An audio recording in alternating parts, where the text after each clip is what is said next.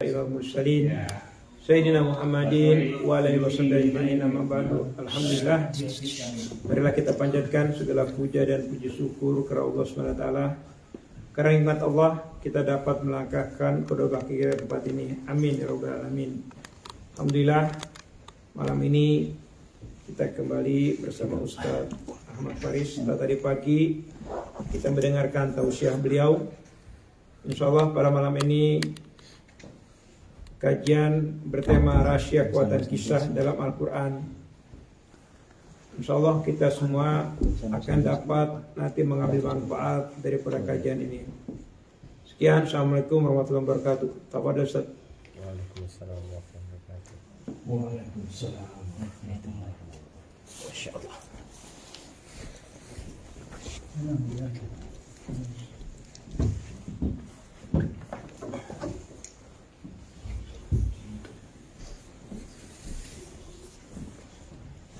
Bismillahirrahmanirrahim. Assalamualaikum warahmatullahi wabarakatuh. Waalaikumsalam warahmatullahi wabarakatuh. Alhamdulillah ala ni'amihi wa syukru lahu ala taufiqihi wa sadadihi.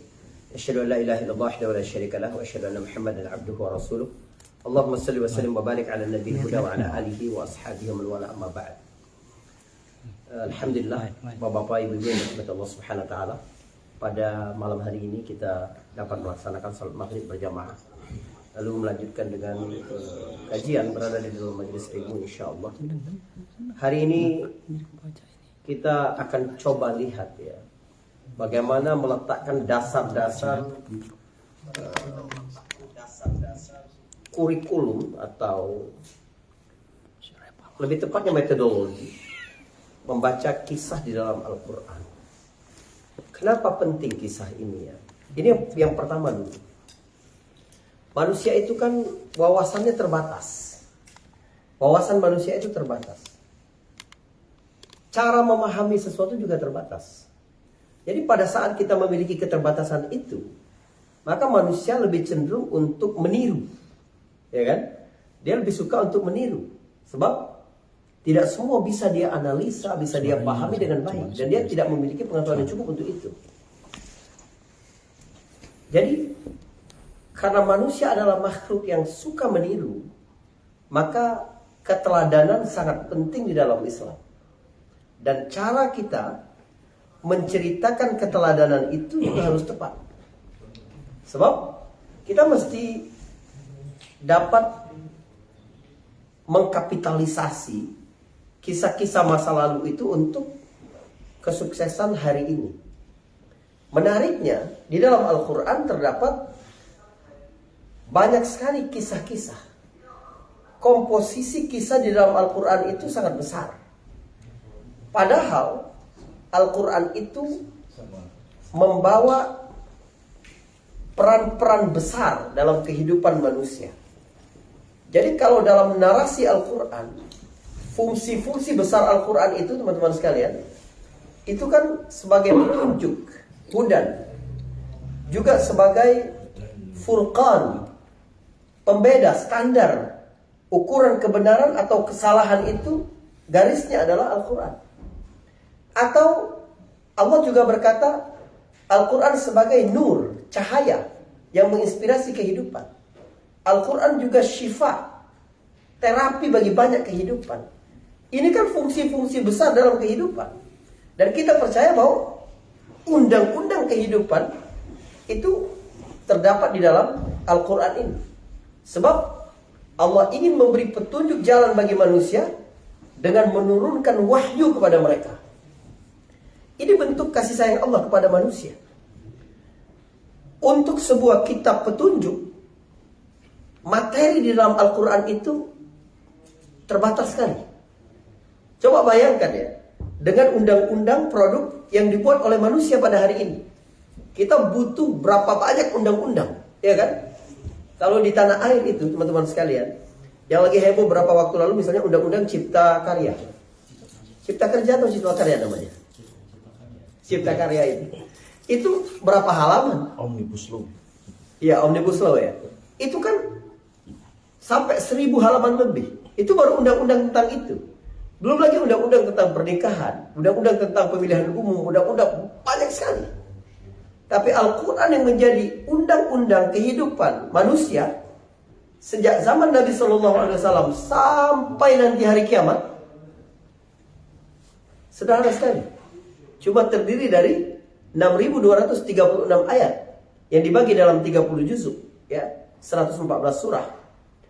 Artinya Allah memilih dengan ketat, ya, seleksi mana saja yang dimasukkan di dalam kitabnya itu. Artinya di tengah selektivitas yang tinggi itu, tiba-tiba kita dapati komposisi kisah di dalam Al-Quran mencapai lebih daripada sepertiga Al-Quran. Jadi kalau kita hanya melihat Al-Quran itu sebagai hukum halal haram, tentang hudud, tentang kisah, tentang apa-apa dan lain-lain, tanpa memperhatikan pentingnya kisah-kisah di dalam Al-Quran, itu kita seperti menghapus 10 juz lebih Al-Quran. Padahal karena dia berada di dalam Al-Quran, berarti fungsi-fungsi Al-Quran itu juga terdapat dalam kisah-kisahnya. Artinya semua kisah yang Allah sampaikan di dalam Al-Quran itu membawa peran sebagai petunjuk, sebagai standar, sebagai penjelasan, sebagai inspirasi, sebagai terapi. Itu kisah-kisah dalam Al-Quran. Dan bukan sembarangan kisah yang Allah sampaikan di dalam Al-Quran itu. Sebab kisah yang terjadi di dunia ini banyak sekali. Anda hari ini punya berapa kisah? Coba jamaah semua, punya berapa kisah Bapak hari ini? Banyak. Mulai kita bangun tidur, pergi kerja, kemudian pulang dengan keluarga, dengan teman, pas makan siang tadi. Kan begitu. Ada banyak kisah. Jadi selama hidup, setiap orang itu mungkin punya 1000 lebih kisah. Saya percaya itu. Kalau di dunia hari ini ada 7 miliar manusia, 7,5 miliar manusia, itu minimal berarti ada 7,5 triliun kisah. Kalau dikumpulkan dari zaman Adam dulu alaihissalam sampai nanti manusia terakhir, itu kisah banyak sekali. Tapi yang dimasukkan di dalam Al-Quran hanya terbatas. Berarti ini kisah pilihan banget. Dan ada pelajaran-pelajaran penting yang perlu kita ketahui dari kisah itu. Jumlah Nabi 124.000. Dalam riwayat dari Ibnu Abbas 124.000. Dari 124.000 itu 313-nya Rasul. Hanya 25 yang namanya disebutkan dalam Quran. Itu pun tidak semua ada kisahnya. Ada yang disebutkan nama, tapi tidak ada kisahnya. Ilyasa ada namanya, nggak ada kisahnya. Dzulkifli ada namanya, tidak ada kisahnya. Maka setiap kali kita membaca kisah Al-Quran, yang perlu kita perhatikan adalah apa tujuan Allah mengisahkan cerita itu. Sebab mesti ada relevansi yang luar biasa di dalam itu. Sebab kisah kalau merujuk kepada komposisi Al-Quran yang menjadi undang-undang kehidupan manusia, yang mendidik manusia, saya yakin di antara metodologi pendidikan paling sukses itu menjadikan kisah dalam komposisi minimal sepertiga daripada pendidikan. Jadi pendidikan melalui kisah itu, melalui cerita-cerita orang-orang terdahulu, itu mengandung kekuatan besar untuk pembentukan karakter orang-orang. Kalau nggak mungkin Quran sampai memuat kisah sebanyak itu. Saya berikan contoh, Bapak Ibu. Kenapa ini penting ya? Sebab malang sekali sekarang anak-anak kita itu hidup di era yang orang tua mereka itu tidak rajin berkisah seperti orang tua kita dulu. Padahal kisah itu memberikan pengaruh dalam kehidupan. Ada banyak sekali bukti bahwa kisah itu mempengaruhi. Ada penelitian tentang kasus-kasus korupsi gitu di negeri kita itu. Itu dipengaruhi oleh cerita kancil ketika mereka masih kecil. Sebagai binatang yang kecil, cerdik, bisa lolos dari hukum, begitu. Maka ini nggak baik. Ada kisah-kisah yang membangun kepribadian, karakter yang lebih bagus lagi. Di Aceh waktu terjadi tsunami, ada satu pulau ya, yang korbannya itu cuma 9 orang. Sebab mereka dikisahkan dari generasi ke generasi tentang fenomena air laut yang tiba-tiba surut, binatang-binatang naik ke atas bukit, kita harus menyelamatkan diri karena sebentar lagi ada badai besar. Mereka orang Minang misalnya. Ini paling banyak suku di Indonesia yang diasporanya di mana-mana. Mereka itu merantau sejauh apapun, mereka ingat kampung halaman mereka. Ya. Mereka punya gerakan-gerakan yang memperhatikan kesejahteraan di kampung halaman mereka. Dulu ada namanya Gebu Minang, gerakan 1000 Minang. Setiap keluarga itu kasih 1000 setiap bulannya. Terus meningkat jadi 10.000, terus meningkat jadi 50.000. Saya nggak tahu sekarang berapa. Kenapa mereka sebegitu kuatnya terikat dengan keluarga dan kampung halamannya? Sebab mereka tidak mau jadi malin kundang. Ini kisah fiktif, tapi memberi pengaruh yang luar biasa di dalam diri mereka. Hal yang sama terjadi ketika Spanyol dan Inggris sama-sama kalah perang. Tetapi Inggris lebih cepat bangkit. Karena kisah-kisah yang diceritakan kepada anak cucu mereka tentang nenek moyang mereka yang menguasai lautan. Pada saat itu geopolitik berkata, siapa yang menguasai lautan, dia menguasai dunia. Who controls the sea, controls the world. Sementara di Spanyol, kisah-kisah yang beredar adalah kisah-kisah anekdot, lucu-lucuan untuk merendahkan dan memberi stigma buruk kepada orang Arab. Tentang 1001 malam, Aladin, Joha, apa segala macam gitu. Padahal mereka terhutang ilmu pengetahuan dari bangsa Arab yang datang itu luar biasa. Mereka ingin menghapus jejak itu. Dan lihat bagaimana kemudian kemajuan luar biasa yang dialami oleh Inggris. Ini kisah. Dan kisah, cara kita menceritakan juga harus benar. Anak-anak kita itu nggak tertarik. Kalau kita bercerita kisah flat aja, datar aja, nggak tertarik mereka.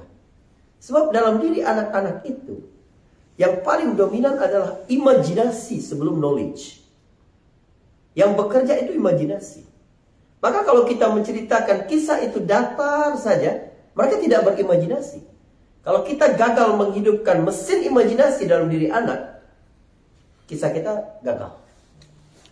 Jadi kalau kita cerita Nabi Yusuf misalnya kepada anak kita, nggak boleh terlalu datar. Kita cerita Yusuf itu disayang sama ayahnya, lalu diajak main ke hutan sama saudara-saudaranya, dimasukkan ke dalam sumur, lalu begitu aja. Tapi Al-Quran ketika bercerita, coba Al-Quran menggunakan kata-kata singkat tapi pengaruhnya jelas sekali. Ketika Al-Quran berkata begini, di mana dibawa Nabi Yusuf itu? Dibuang di mana? Ghayabatil jub. Itu dua kata, tapi memberikan gambaran imajinasi yang kuat bahwa itu sumur dalam dan tempatnya jauh terpencil dari tempat main manusia. Ghayabat, jauh. Orang-orang tidak biasa main ke situ. Jadi ketika kita ceritakan kepada anak, kita ceritakan Yusuf yang masih kecil itu diajak jalan, terus masuk ke dalam hutan, terus kakak-kakaknya, ya ayo cepat Yusuf. Kita belum sampai ya, belum, jangan manja dong, begitu ya. Karena anak kecil waktu itu sulit dia jalan, terus begitu. Atau ketika dia dibuang ke dalam sumur kan dibuka bajunya. Mustahil Yusuf itu pasrah ketika dibuka bajunya. Ini apa-apaan gitu kan. Ini baju bakal dijadiin bukti kepada ayah mereka bahwa dia ini terkam oleh serigala. Itu pasti Yusuf bertanya-tanya, ada apa itu? Lalu dimasukkan ke dalam sumur itu, divisualkan ya dengan hayal mereka itu. Lamain, biar anak kita tuh berpikiran bahwa sumur itu dalam. Sehingga dia berempati kepada Yusuf. Anak kalau sudah berempati kepada tokoh utama, dia akan merasa bahwa dia adalah tokohnya. Itu yang sukses dilakukan Hollywood ketika membuat tokoh-tokoh fiktif. Karena seolah-olah benar-benar nyata dan dekat dengan kehidupan mereka. Dan itu berbeda ya. Dengan yang ada dalam kisah-kisah dalam Al-Quran, semuanya nyata. Al-Quran tidak pernah mengisahkan sesuatu yang fiktif. Tapi cara kita bercerita, itu harus benar pula.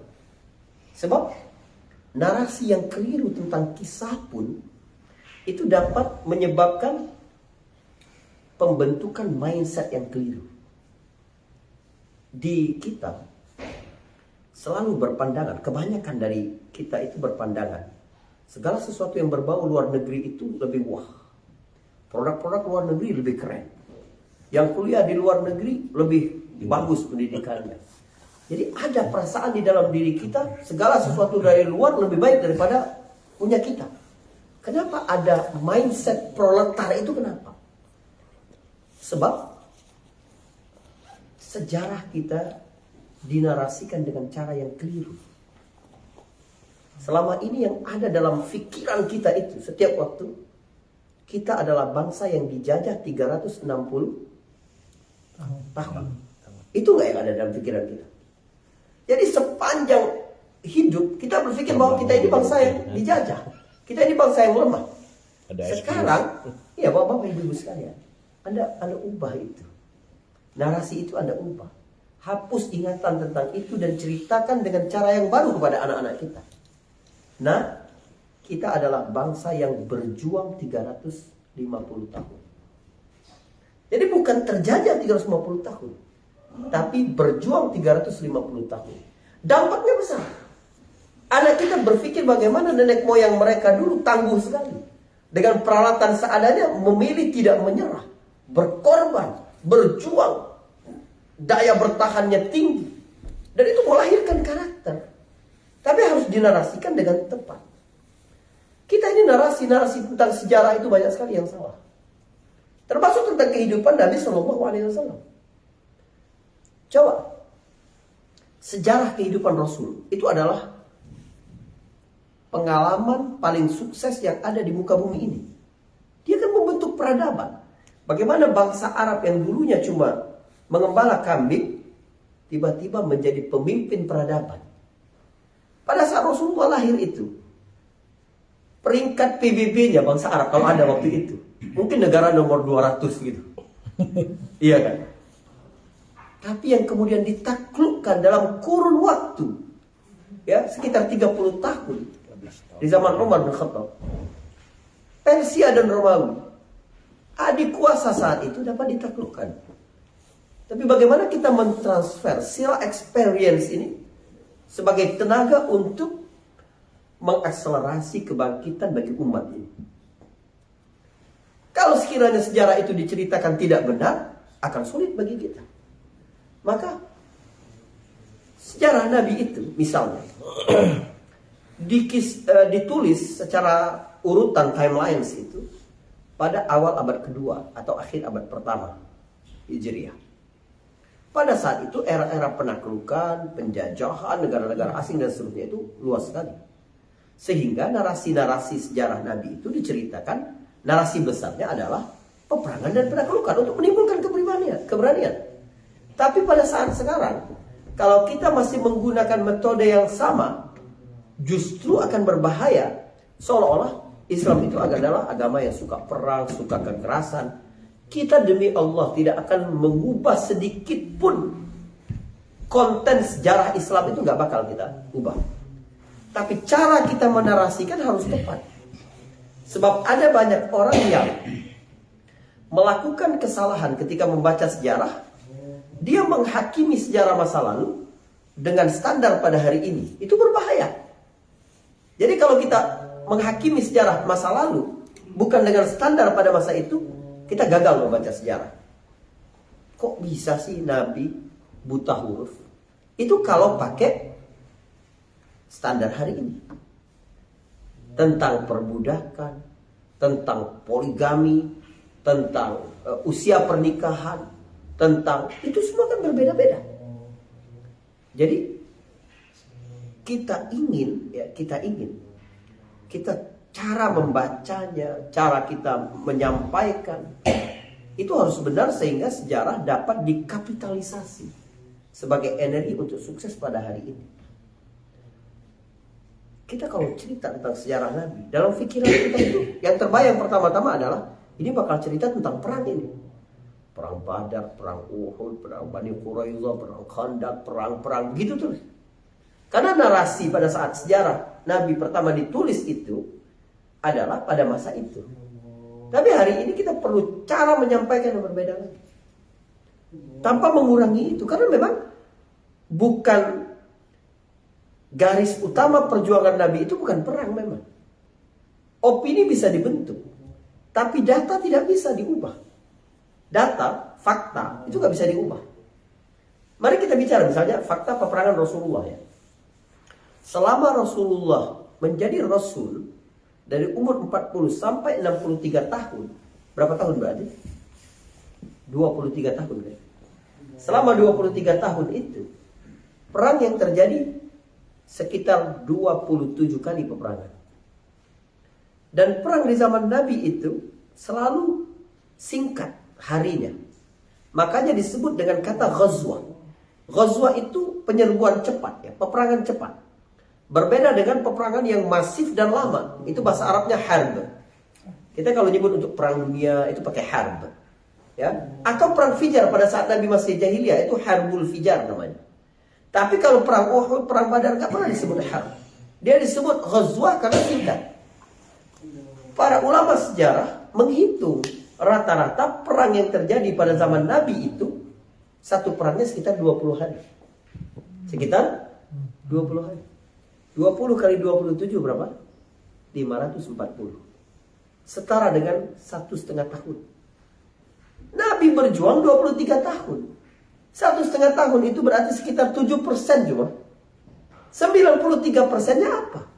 Perdamaian, kasih sayang, hak asasi manusia, keadilan, persamaan, pembebasan manusia. Ya Allah, kenapa kita kemudian meng-highlight yang 7% itu melupakan 93%? Kita perlu perjuangan dalam koridor yang 93% itu juga. Pada saat diperlukan memang ada sebagian manusia yang tidak paham kecuali dengan bahasa senjata. Itu ada. Karena itu negara-negara dunia tetap ada militernya. Sebab ada hal-hal yang harus dipertahankan, yang harus diperjuangkan, tidak dengan diplomasi.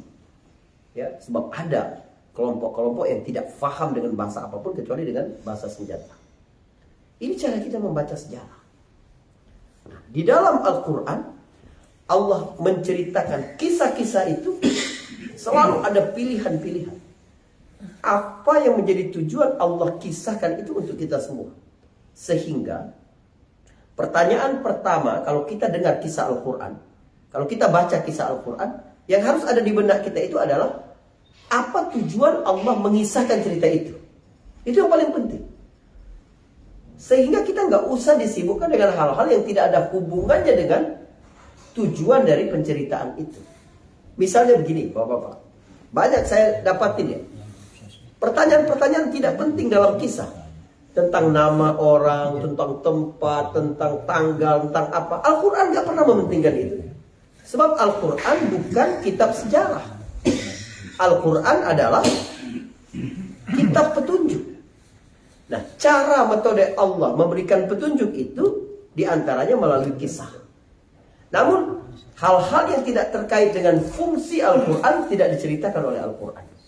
Misal nama orang. Penting tidak nama orang? Tidak penting. Ada beberapa kasus nama orang penting. Tapi ada banyak kasus nama tidak penting.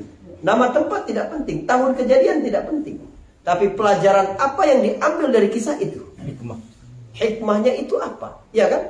Atau dalam Al-Quran apa? Faqsusil qasas la'allahum yatafakkarun. Ceritakan kisah agar mereka berpikir. Bukan agar mereka mengingat-ingat siapa pelakunya, di mana pelakunya, tidak. Tapi siapa, apa yang kita dapatkan dari situ.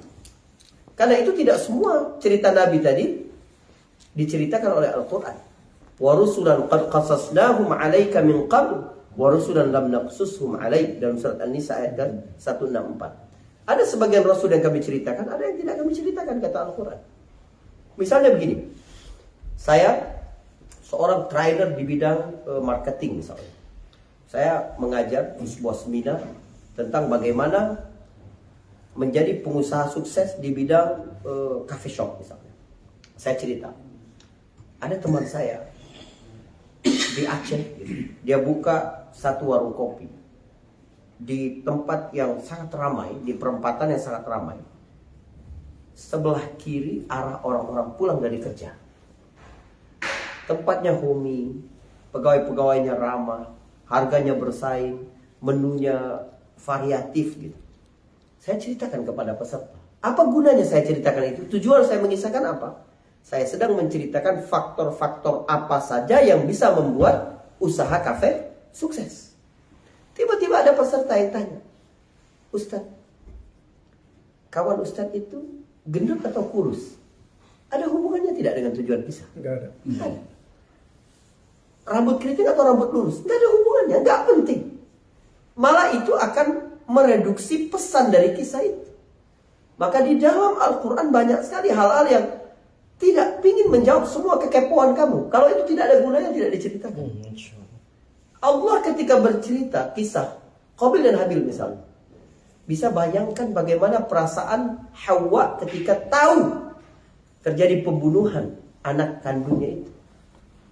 Mereka kan sedang berada dalam suasana bahagia itu. Adam sama Hawa sedang menyiapkan persiapan pengantin. Pernikahan dua pasang anaknya sekaligus. Jadi 4 orang anak akan melangsungkan pernikahan berarti. Pada waktu yang sama. Tapi kemudian harus rusak karena Qabil membunuh Habil. Tapi Al-Quran tidak menceritakan sedikit pun bagaimana kesedihan Bunda Hawa. Kan tidak diceritakan. Padahal itu, waduh, kalau di sinetron ini mesti dilihat banget ya. Untuk memainkan emosi penonton dan sebagainya. Tapi dia tidak ada hubungannya dengan cara Al-Quran mengisahkan itu. Yang ingin diceritakan oleh Al-Quran adalah pelajaran-pelajaran yang terdapat di dalamnya.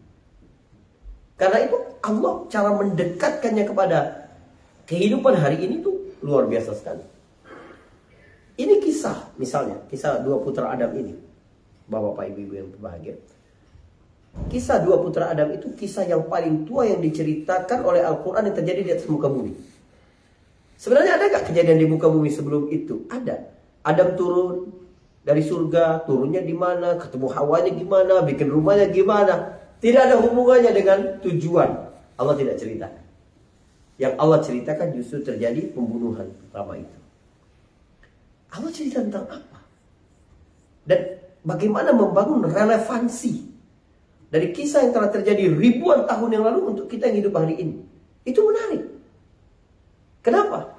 Sebab ketika kisah itu terjadi, penduduk bumi berapa orang? 6 orang baru. Adam, Hawa, Qabil dan saudara kembarnya Iqlimah, Habil dan saudara kembarnya Labuda. 6 orang cuma. Bagaimana mungkin membawa relevansi kisah yang terjadi di bumi pada saat baru dihuni 6 orang dengan kehidupan kita hari ini di saat bumi sudah dihuni oleh 7,5 miliar manusia. Tapi begitu Al-Quran dapat membawa kisah-kisah itu nanti, biar ada sesuatu yang tidak berubah dari tabiat manusia, sehingga dia dapat menjadi mengambil pelajaran dari kisah-kisah walaupun sudah terjadi puluhan ribu tahun yang lalu. Sebab sebagai bentuk kasih sayang Allah kepada manusia, ini menarik.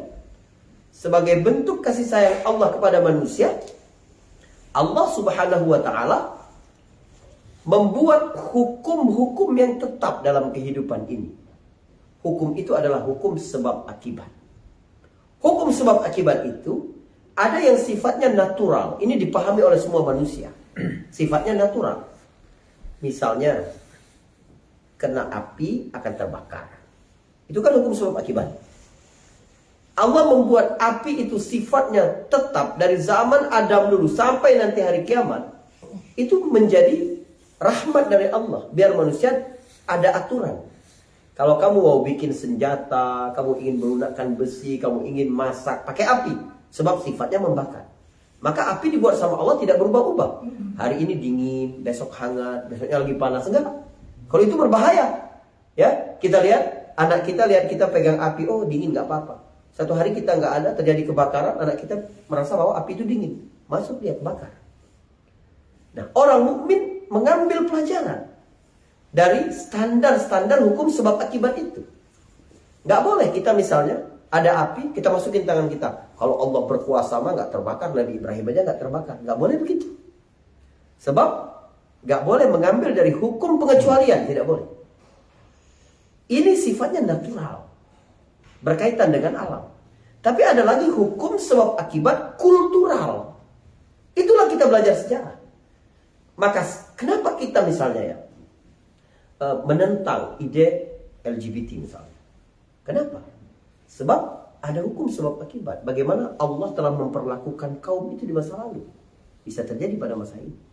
Kenapa kita tidak mau seperti Qarun yang merasa bahwa capaian-capaian kita itu hasil dari kerja kita, lalu kita tidak mau memberi? Karena ada hukum sebab akibat. Allah dapat memperlakukan dirimu seperti Allah memperlakukan Qarun. Kenapa kita tidak mau zalim ketika kita berkuasa? Sebab kita belajar dari sebab akibat dulu. Fir'aun diperlakukan seperti apa. Jadi sejarah itu berulang. Sebab dia sesuai dengan hukum sebab akibat tadi. Itu. Bagaimana kita mengambil hukum sebab akibat itu. Biar tidak terulang hal-hal yang buruk. Biar kita mengambil pelajaran dari hal-hal yang baik. Karena itu, perhatikan. Al-Quran tidak pernah menceritakan kisah masa lalu. Kecuali Al-Quran membawanya menjadi hukum yang berlaku sepanjang zaman. Contoh. Allah cerita tentang Nabi Yunus alaihissalam. Iya kan? Nabi Yunus. Atau dengar kisah Nabi Yunus? Apa kisah Nabi Yunus ini? Apa Pak Farhan? Nabi Yunus itu Nabi yang mana? Yang dimakan oleh ikan. Ya. Anda jawab ini kok sambil ketawa? Kenapa sambil ketawa? Karena Anda sudah tahu ending kisahnya ya. Iya. Padahal seram sekali dimakan ikan. Ditelan oleh ikan itu seram. Tapi kenapa kita ketawa menceritakan itu? Karena kita sudah tahu endingnya Nabi Yunus bakal selamat. Coba kalau kita tidak tahu akhir dari kisah itu. Seorang anak manusia dibuang ke lautan, lalu ditelan oleh ikan besar, lalu dibawa jauh ke dalam lautan, ya kan? Dia akan memanggil Allah Subhanahu wa taala, wa nadahu fidh dhulumat, kata Al-Qur'an. Dan dia berdoa kepada Allah di dalam kegelapan-kegelapan, dalam bentuk jamak, dalam bentuk plural, kegelapan-kegelapan. Para ulama menjelaskan kegelapan pertama adalah kegelapan berada dalam perut ikan, gelap. Yang kedua adalah kegelapan lautan. Karena cahaya matahari kalau sudah 100 meter di bawah permukaan laut, itu cuma tinggal 10%. 90%-nya terserap oleh kepadatan air. Yang ketiga adalah kegelapan malam. Kalau zaman sekarang kejadian, Nabi Yunus bawa handphone, gak dapat sinyal itu di situ. Benar. Tapi lihat bagaimana Allah Subhanahu wa taala menceritakan kisah Yunus. Laula annahu kana minal musabbihin lalabitha fi batnihi ila yaumiddin atau ila yaumil qiyamah. Coba dalam Quran ini. Nabi Yunus karena dia berdoa kepada Allah bertasbih, la ilaha illa anta subhanaka inni kuntu minadh dhalimin. Ini doa dahsyat. Nabi SAW mengajarkan seorang sahabat, mau nggak?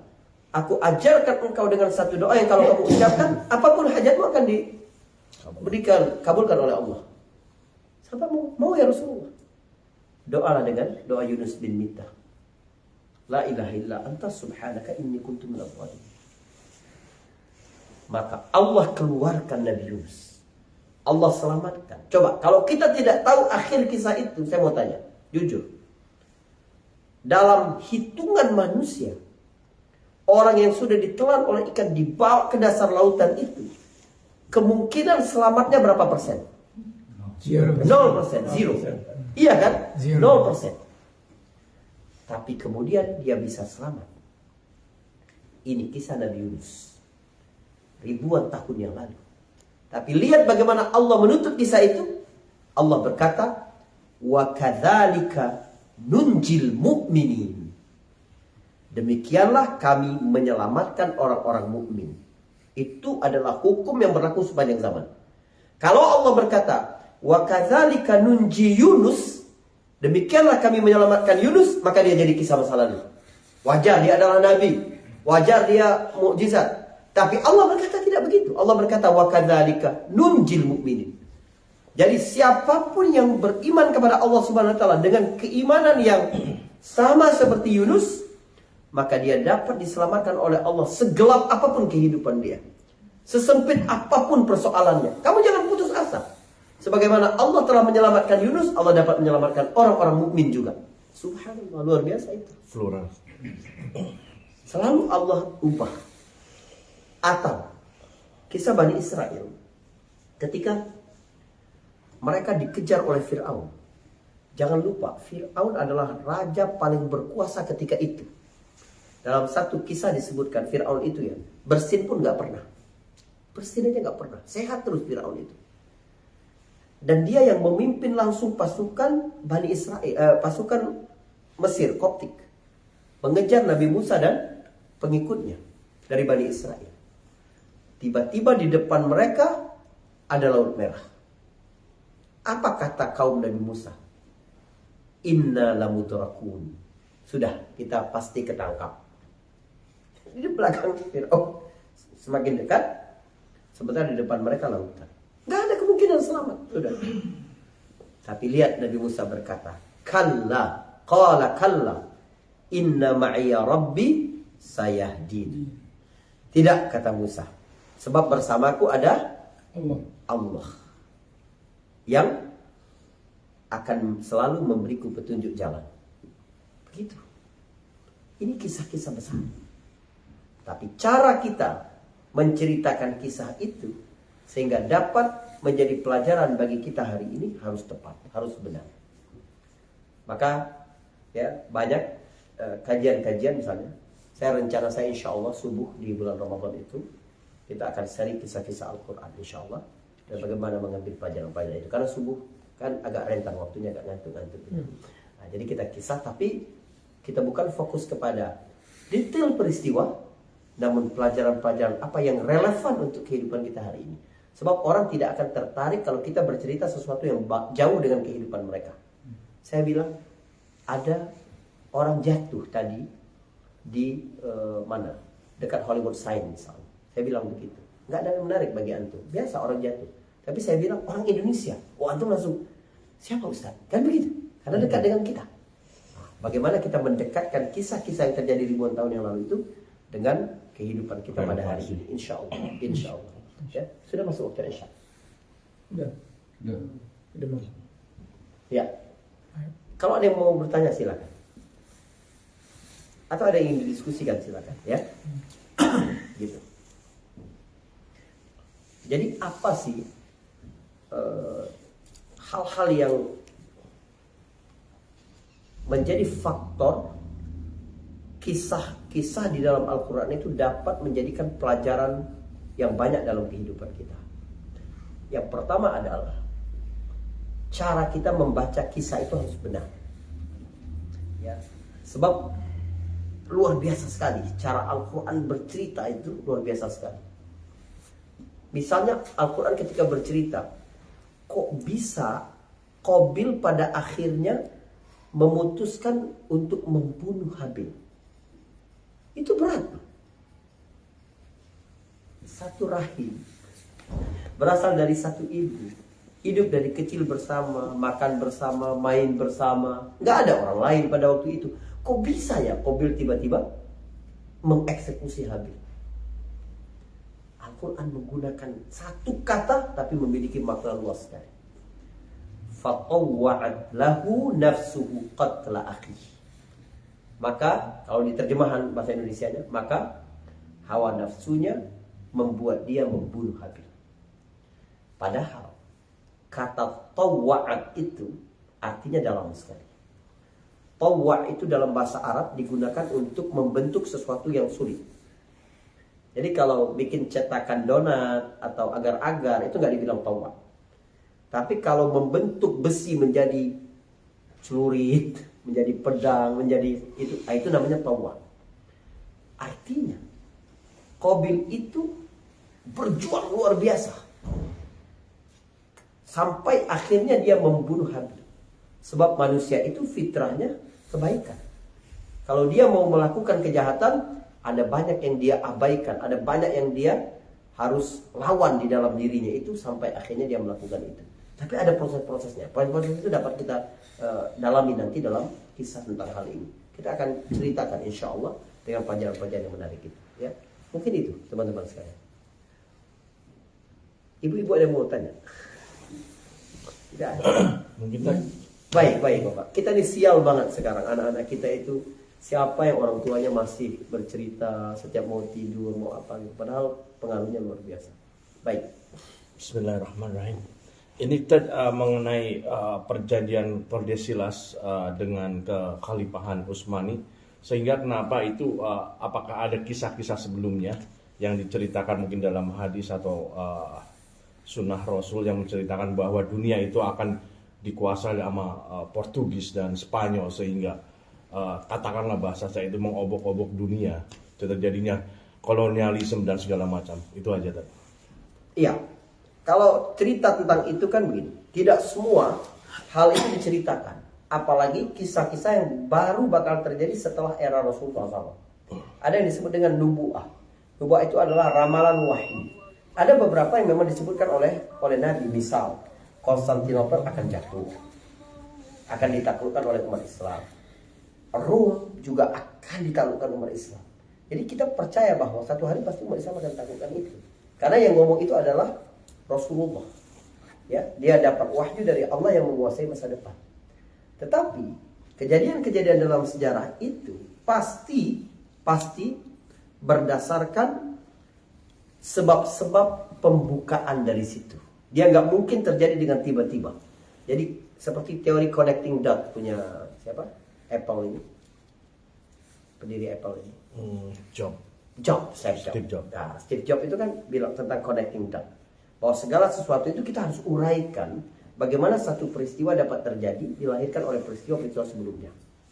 Termasuk tentang teori Al-Quran tentang perimbangan kekuatan, bahwa Al-Quran menjamin untuk manusia, keselamatan manusia itu selalu Allah buat balance of power dalam kehidupan ini. Gak mungkin ada satu era di mana yang berkuasa itu cuma satu, nggak ada.